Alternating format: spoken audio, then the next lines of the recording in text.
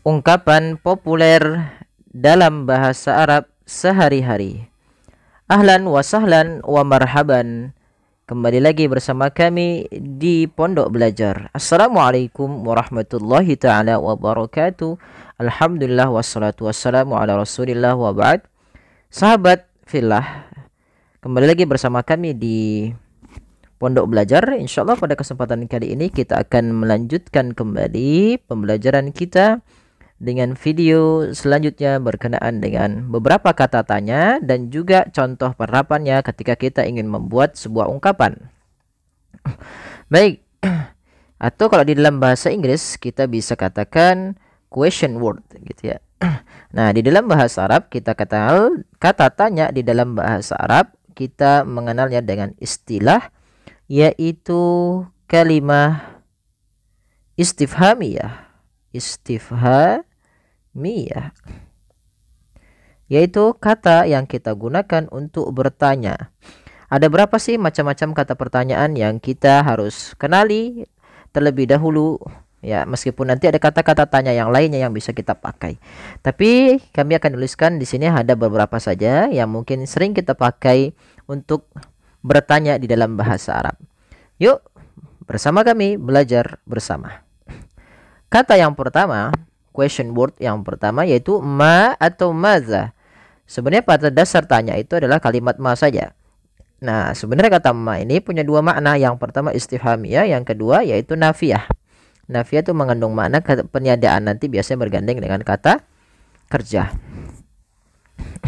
Maza, za ini kata isyarah yang menunjukkan ada yang ditunjuk sebenarnya. Seperti kata hadza, ha dan za gitu ya. Oke, kita lanjut. Ma atau maza kita artikan apa. Kemudian kata yang kedua, question word yang kedua, man, siapa. Yang ketiga yaitu aina, di mana. Yang keempat mata, kapan. Nah, tapi tidak misalkan kalau kita ingin mengatakan mata-mata gitu ya. Nah, ini enggak ada di dalam bahasa Arab ya. Misalkan kapan-kapan. Ya, kapan-kapan di dalam bahasa Arab bukan dikatakan mata-mata, bukan matamu juga ya. Tapi ada kata yang selanjutnya yaitu fi yaumin minal ayyam atau fi yaumin ma dan semisalnya. Nanti kita akan ambil di pelajaran yang agak-agak selanjutnya. Selanjutnya, kaifa, bagaimana. Kemudian contoh selanjutnya ada kata limadza. Limadza, kenapa? Maaf, ini salah ya, pengeditannya salah, bukan leave me alone tapi kenapa. Kemudian yang selanjutnya liman, artinya punya siapa. Nah, inilah beberapa kata tanya teman-teman di dalam bahasa Arab. Yuk kita ambil contohnya. Di dalam ungkapan populer dalam bahasa Arab. Sorry. Contoh kalimatnya misalkan kita ambil daripada yang paling bawah dulu ya teman-teman. Ini salah urutannya. Kita ambil yang dari sini. Ma hadza, ma apa? Hadza artinya ini. Maka kalau ditanya ma hadza, maka kata ma hadza biasanya kita ingin bertanya. Perlu kita pahami kata ma di dalam bahasa Arab ada kalimat yang kita gunakan untuk sesuatu yang tidak berakal. Tidak berakal seperti benda, hewan, tanaman dan semisalnya, atau benda mati, maka dia menggunakan kata ma dan hadza. Hadza yaitu kalimat isyarah, kalimat yang menunjukkan sesuatu itu dekat ya. Hadza di dalam bahasa Arab kita kenal dengan kata isyarat. Isyarah yang artinya isyarah untuk apa? Lil qarib, untuk kata tunjuk yang dekat ya teman-teman. Maka ma hadza, apa ini? Maka bagaimana cara menjawabnya? Kita ulang saja kalimat isyarahnya, kemudian nanti kita sebutkan benda. Yaitu misalkan hadza kitabun, ini buku, bukan buki ya teman-teman, ini buku. Nah, kitabun dalam bahasa kita kenal dengan kata buku. Oh ya teman-teman, sebelum itu kita harus mengenal kata. Sudah kami jelaskan di video-video selanjutnya sebelumnya, yaitu berkenaan dengan kata. Kata terbagi menjadi 3 ya teman-teman. Yang pertama ada kata isim, yang kedua ada fi'il, yang ketiga ada harf. atau nanti bisa dicek ulang ya teman-teman, atau ada di seingat kami sudah pernah sampaikan di video sebelumnya berkenaan dengan isim, fi'il dan harf. Isim yaitu kata umum, yaitu mencakup kata benda dan lain sebagainya. Fi'il itu mencakup kata kerja, dan harf itu kata yang maknanya tidak sempurna kecuali digandingkan dengan kata isim atau fi'il. Kemudian contoh selanjutnya, madzalika, apa itu?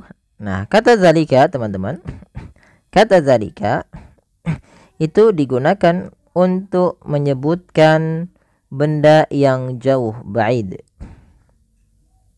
yang ba'id.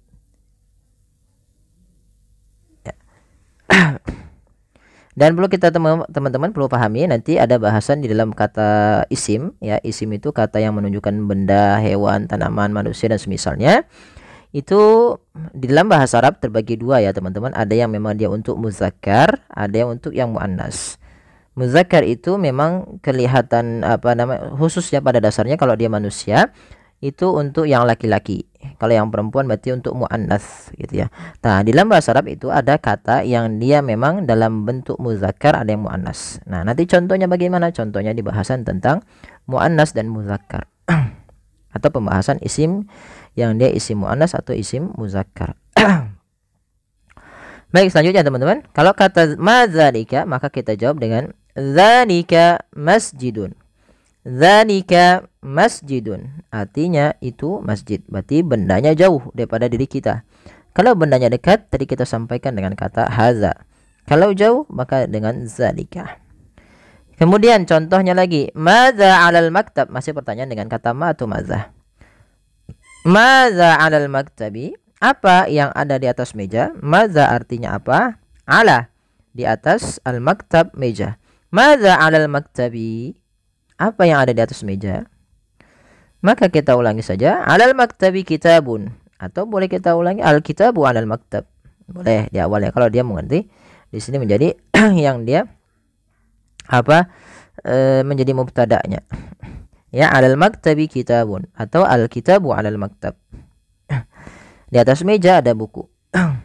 Selanjutnya, madza fi haqibatik? Madza fi haqibatik? Apa yang ada di dalam tasmu? Madza fi haqibatik? Apa yang ada di dalam tasmu? Maka kalau misalkan tidak ada, nothing gitu ya. Yaitu kita katakan la syai'a fiha, tidak ada sesuatu di dalamnya. La syai'a fiha.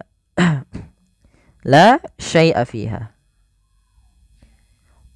Kemudian masmuka, ini sudah kita ambil di bahasan sebelumnya tentang ungkapan populer dalam bahasa Arab. Masmuka, siapa namamu?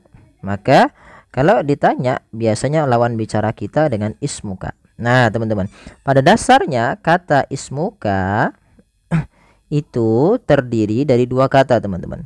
Kata yang pertama memang kata isimnya, yaitu ismun, artinya nama, ditambah dengan kepemilikan Anda. Milik yaitu kata domir, di sini kata ganti Anda, yaitu you di dalam bahasa Inggris. You ya, you. Maka misalkan ada kata ismun menjadi ismuka. Kalau misalkan kita katakan di sini kan namamu, namamu. Kalau misalkan kita ingin katakan bukumu, maka misal kitabmu. Maka kita ambil kata kitab, kitabun, ditambah apa teman-teman? Tambah dengan ka kalau lawan bicara kita laki-laki. Maka menjadi hilangkan tanwinnya, menjadi tinggal bu. Maka di sini kita buka. Contoh lagi misalkan bolpen, bahasa Arabnya apa? Kolamun. Kolamun artinya bolpen. Kalau ingin kita katakan ini bolpenmu, maka kola muka. Kola muka. Nah.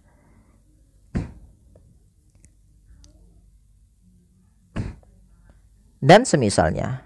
Maka jawabannya dengan kata ismi, berarti dengan menggunakan ya tambahan, berarti ka-nya diganti dengan ya. Maka kalau kolamuka menjadi kolami, kalau kita bukan menjadi kitabi, kalau ismuka menjadi ismi. Maka ismi Farhan. Ismi Farhan. Oke teman-teman, untuk yang selanjutnya kita akan ambil di pertemuan selanjutnya. Thank you, you're welcome. Terima kasih, jazakumullah khairan. Mudah-mudahan bermanfaat. Untuk yang ini kita ambil besok dan dalam pembahasannya mudah-mudahan bermanfaat, atau di konten selanjutnya atau di video selanjutnya. Terima kasih, jazakumullahu khairan.